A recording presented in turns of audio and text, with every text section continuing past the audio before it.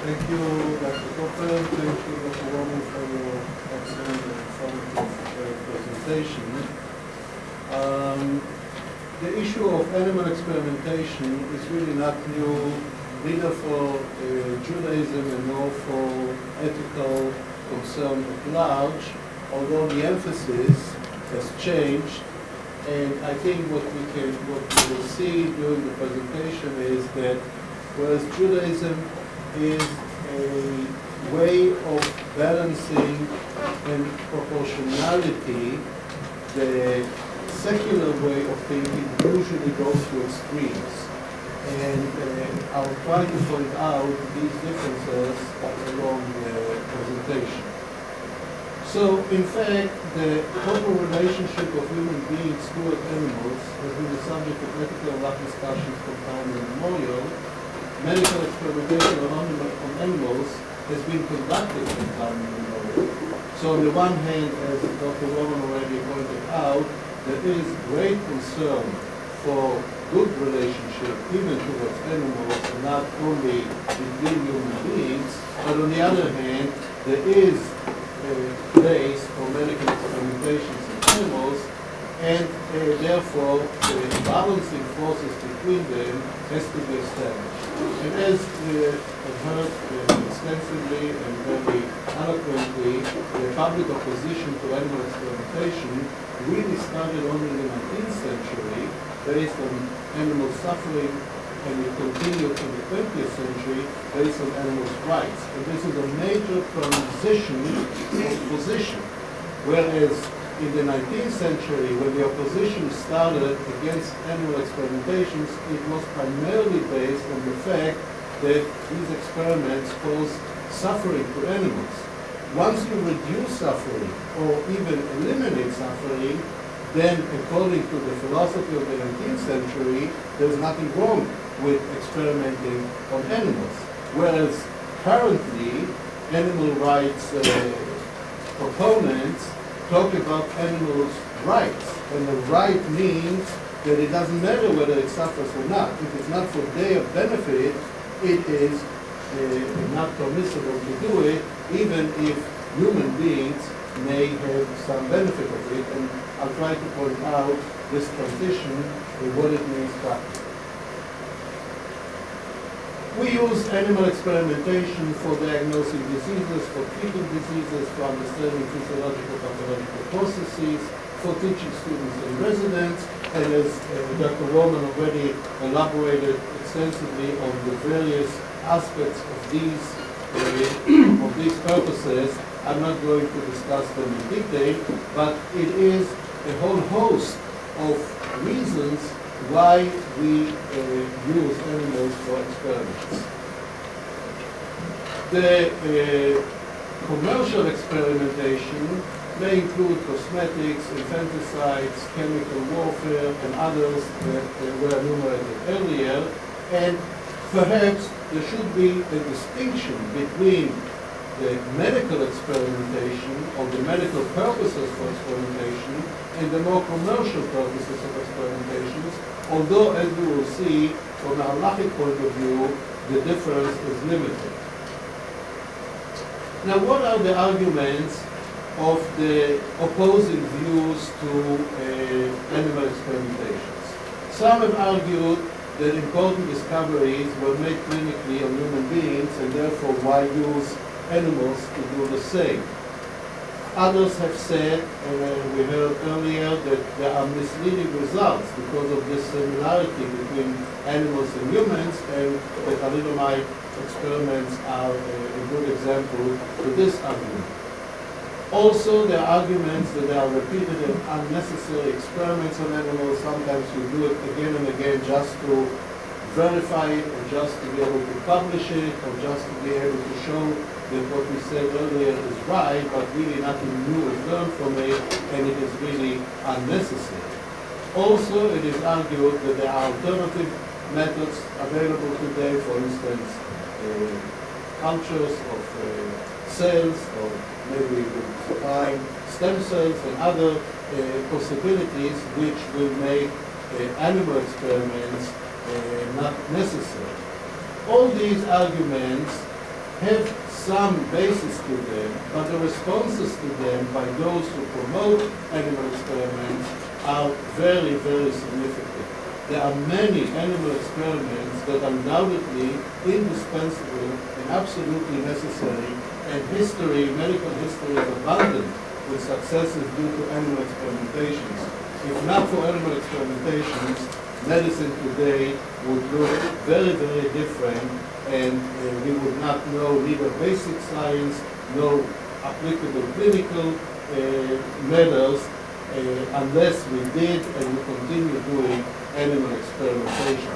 So the opposing views that occasionally it is unnecessary and occasionally you can get to the same results by clinical experiments and occasionally you may be misled all fade in the face of what history has taught us that animal experiments do very successfully for the betterment of the human race, and therefore from a scientific point of view, it doesn't make any sense to argue that animal experimentations shouldn't be done at all. The animal rights people have done something good. It's not all bad what they have done so far. And what they have brought into the attention is exactly what Claude Bernard used to say, which today we do not expect. And Claude Bernard said that animals can be used in any way, and it doesn't matter at all how much suffering they entail, as long as it is good for the human beings. Animals have no importance and no significance in the world unless they serve the human race. This far-reaching statement, which is not a Jewish approach, but was a scientific approach for several generations, this, I think, has changed drastically, primarily due to the opposition by the pro-animal rights. Therefore, we need today adequate justification to use animals, and as we heard, the number of animals being experimented on has declined with time, not increased, because when you look for adequate justification, indeed, occasionally, you don't have this justification, and therefore you're not using the animals. It is true that there are alternative methods, and if they are adequate, they should be used, and it is really advocated nowadays that if you can use other methods to reach the same conclusions, do them. Very importantly, the mitigating of pain and suffering of the animals and keeping optimal conditions where they are stored or kept. These are obviously things that came with the opposition and are understandable and understood by everyone, even those who advance medical experimentations on animals. It is also important to try and use lower forms of animals where supposedly, or at least that's what we think, have lesser degree of pain and suffering, or at least perception and conception of pain, and therefore if you can use lower forms of animals, use them before you use higher forms, and very importantly, use the minimum number of animals whenever possible. So these regulations came about because the opposition from the animal rights people, which can be still within the realm of doing good to the human race and yet minimizing suffering of animals. Now, the animal rights people also have moral opposition to use animals, not only medical one, and assumedly medical or scientific opposition is quite weak, and therefore we need really moral discussion. The animal rights approach says that fundamentally there is no justification to use animals for human purposes. Animals are equally right deserving, or they have a place for right as human beings, and therefore you cannot do anything to animals not for their benefit if you do it for the benefit of human purposes. This is a very extreme position which takes away anything that you can think of using animals other than for the animals' good. On the other hand, there are groups that prescribe to the notion that cruelty towards animals has to be reduced, and therefore there is a need for significant justification to use animals for experiments, and there are required limitations how to use them in order to reduce cruelty. But once you have this justification, and you use all the limitations so that the cruelty is much reduced, then in principle, animal experiments is permissible according to this rule.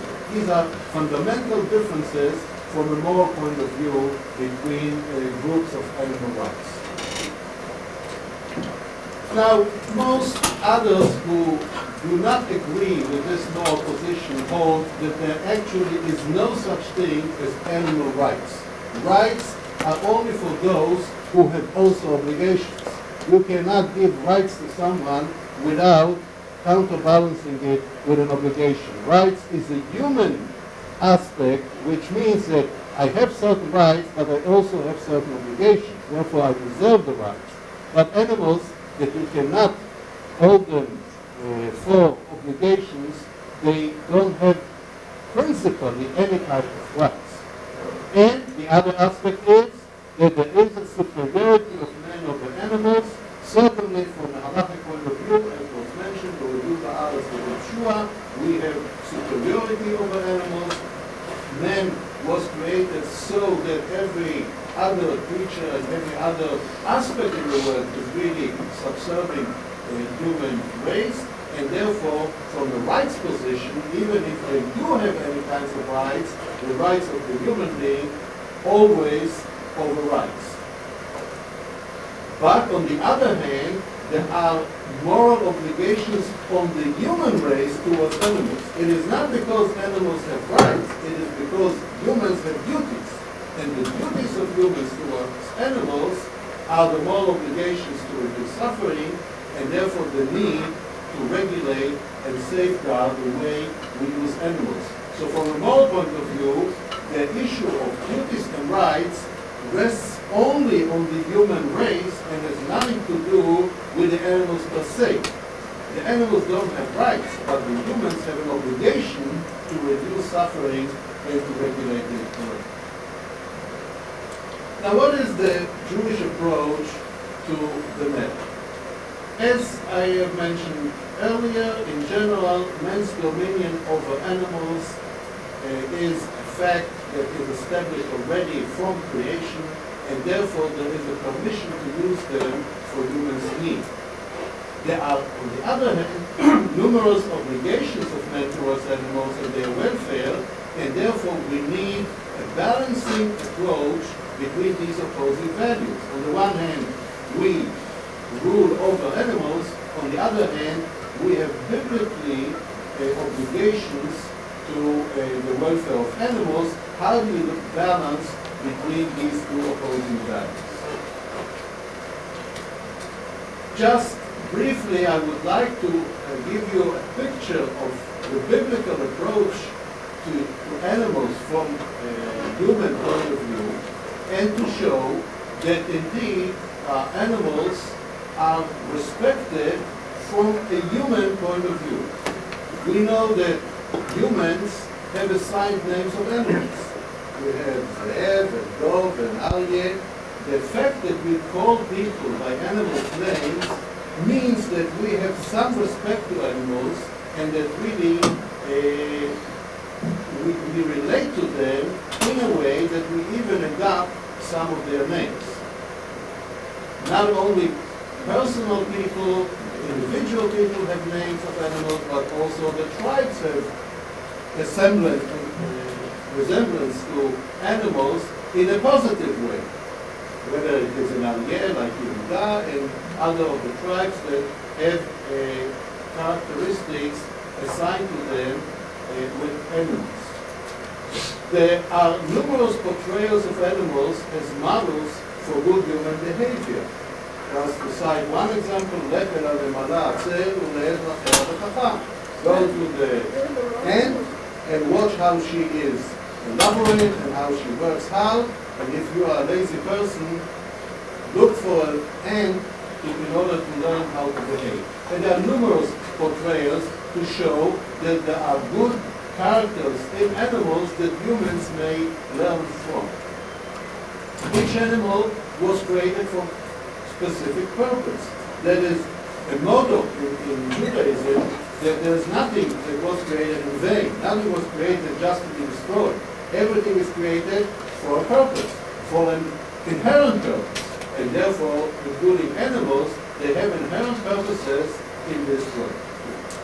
There is, however, a debatable question whether divine providence is attributed to animals. According to the Rambam, to Maimonides, in Moreh Nevuchim, there is no individual divine providence to animals.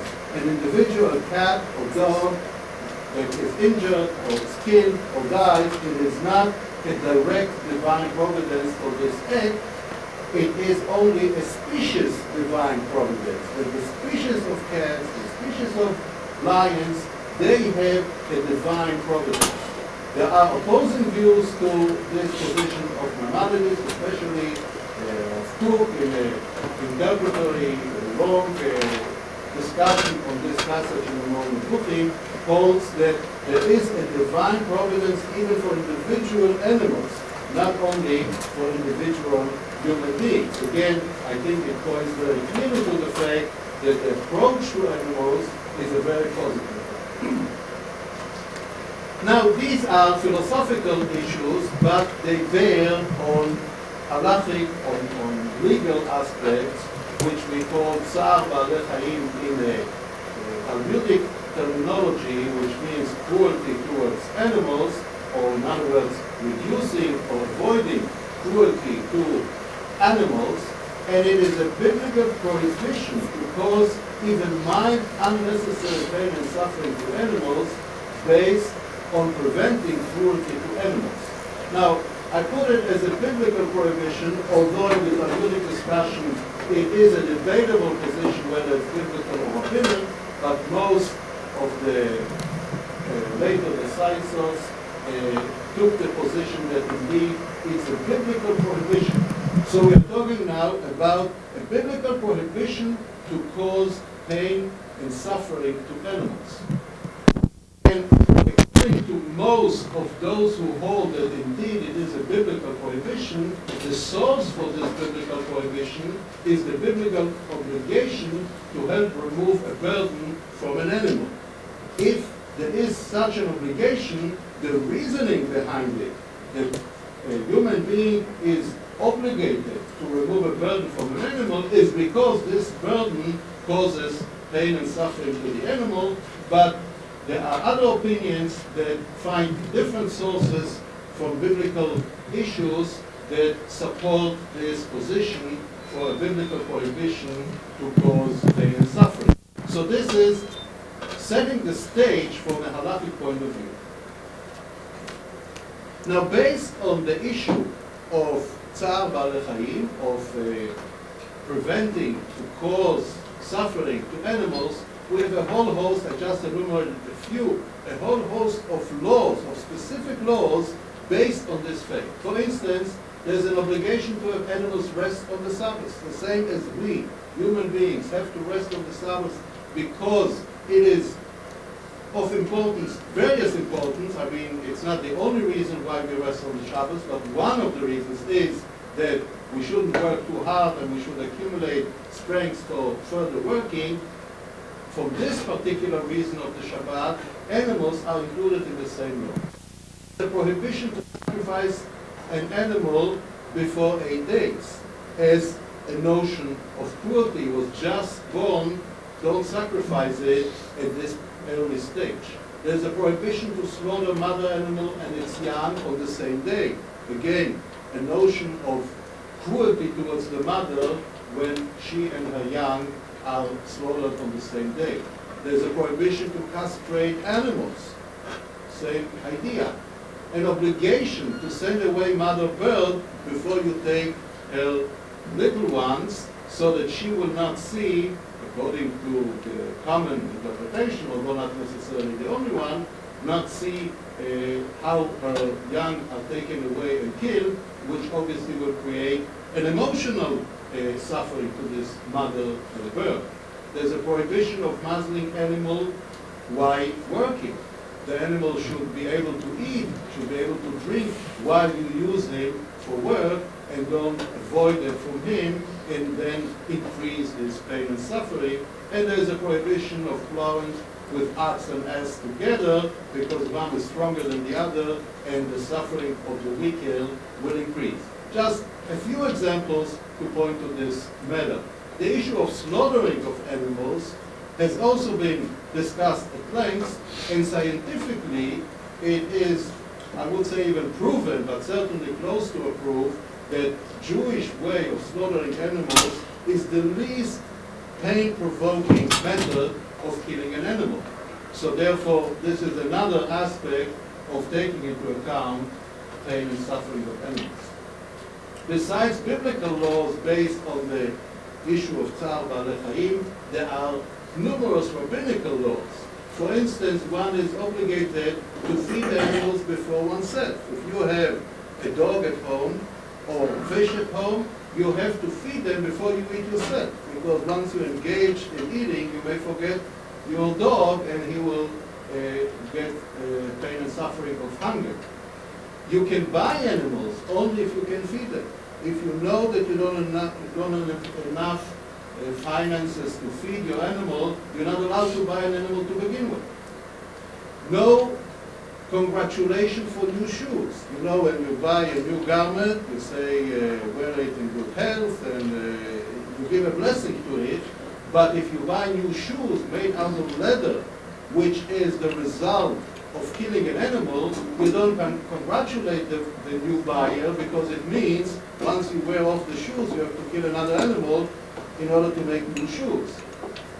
It is prohibited to use animals or to abuse animals for sports, pleasure, or hunting. Nimrod was a hunter, says the Bible, but Jews are not hunters, because this hunters for sports, obviously, or for pleasure. Because just for pleasure, this is cruelty which is prohibited. Some acts are permitted on the Sabbath to avoid cruelty to animals, even though you're not allowed to desecrate Shabbat on a regular way with certain actions. When it comes to cruelty to animals on the Shabbat, you're allowed to do certain actions which otherwise would have been forbidden. On the other hand, it is the prohibition of cruelty to animals applies only if pain is inflicted with no useful purpose for man, and only if no other alternative exists. That is the key balancing point to what I have shown so far. On the one hand, we like animals, we call names of animals, we're not allowed to inflict pain and suffering on them, we're allowed to do things which otherwise would have been forbidden in order to avoid pain and suffering. But on the other hand, if it is useful for human beings and there is no other alternative to get this use for human beings, then animal cruelty in a certain way is set aside. This is the halachic viewpoint. Therefore, for instance, meat consumption, which indeed was not permitted to Adam HaRishon, has been permitted to Noach, and since Noach, we are allowed to consume meat, which means to kill an animal and eat its flesh. That is a use that is permissible. We are allowed to use domestic animals for work, clothing, and any other useful purposes for a human being, although it inflicts certain pain and suffering. There are rules, specific rules, that in order to honor kings or old people, you're allowed to do certain things to animals, which increases the honor and therefore is permissible. For financial gain or prevention of losses, according to most decisors, you're allowed to use animals even if it inflicts pain on them. For fulfilling certain Torah precepts, occasionally you have to do something which is causing pain to animals. For instance, sending the goat to Azazel on Yom Kippur is a very cruel way of demise of this particular goat, but that is a precept that that's how it is being fulfilled, and therefore it is regarded in a sense as a use which is permissible. But our main purpose of discussion obviously is the medical purposes of using animals, and in general it is permissible with limitations which I'll show in a minute. So now the rule is that whatever is needed to cure a patient, even not dangerously ill, does not violate the law against cruelty to animals. If the use of an animal is directly pertaining to curing a patient, this is permissible even though it inflicts pain or it kills an animal.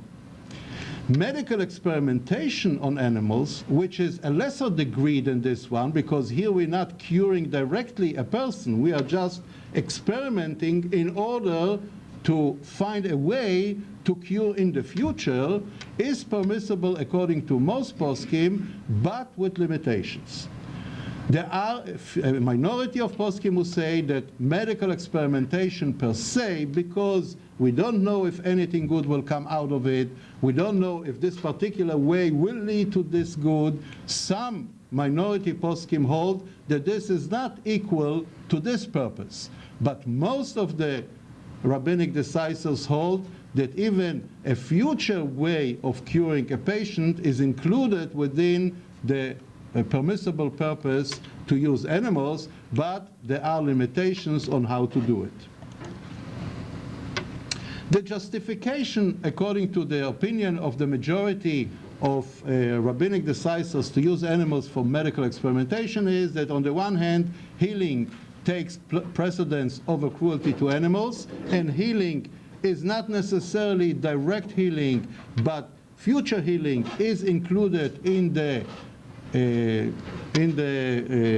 obligation to heal a patient, and even if it is not healing him directly, it is certainly within the realm of human needs that we said that usually takes precedence over cruelty to animals. The limitations are, and that is halachic limitation, and you can see how closely they are enumerated to what modern way of looking at animals has evolved after the 19th century, when opposition to animal experimentations evoked.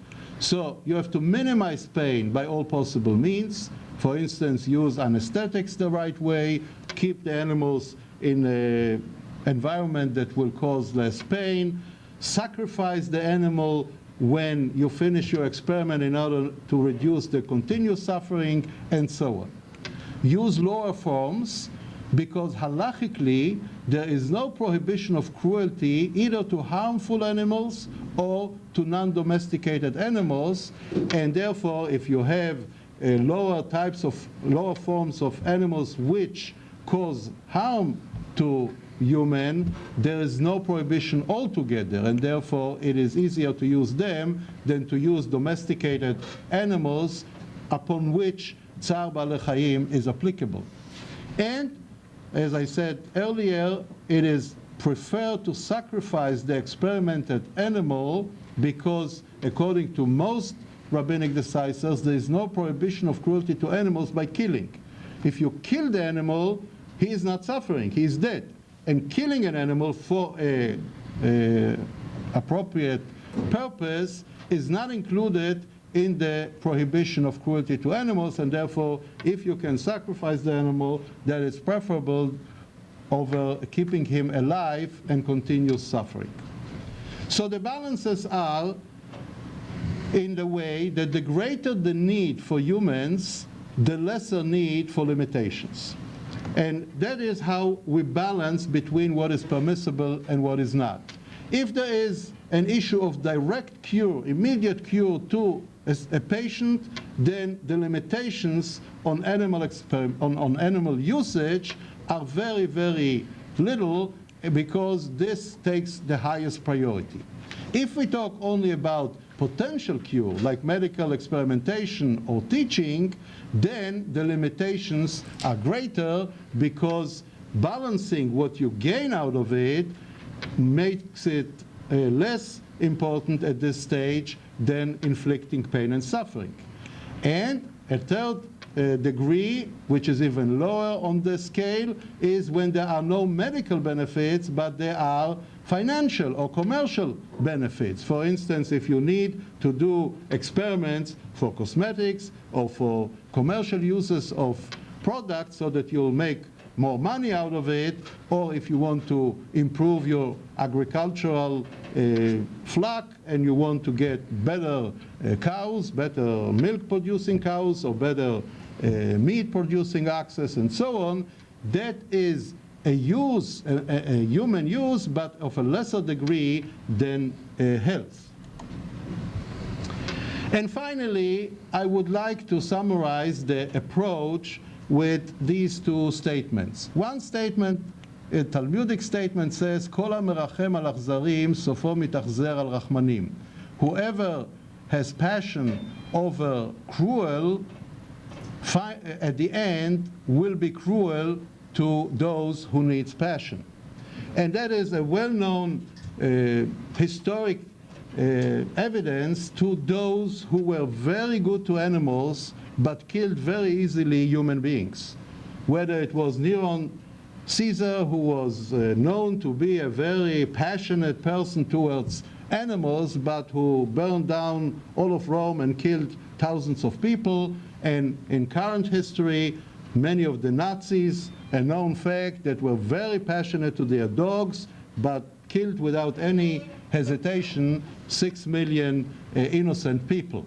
So the concept is that nowadays, to be too passionate towards animals will at the end lead to be cruel to human beings, because human nature is not all good. And occasionally some of the bad aspects of human nature has to be worn out towards actions and deeds which in a hierarchy are first the animals and then the human beings. Now, Rav Kook has written a whole book which he called Chazon HaTzimchonut VeHaShalom, the vision of vegetarianism and peace, at which he shows that when Adam HaRishon was created, he was created with a prohibition to slaughter animals. He could eat only vegetables, and he was a pure vegetarian.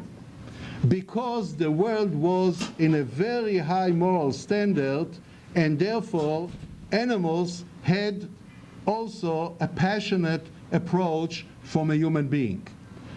Once the human race declined in morality to the degree that the Mabul came and all of the human race was destroyed because of immoral behavior to such a severe degree, and the world was re-established on a much lower level of morality, then Noach was permitted to slaughter animals, because the hierarchy now became that in order to keep morality between human beings, you have to sacrifice some of the cruelty within human being and transmit it towards animals.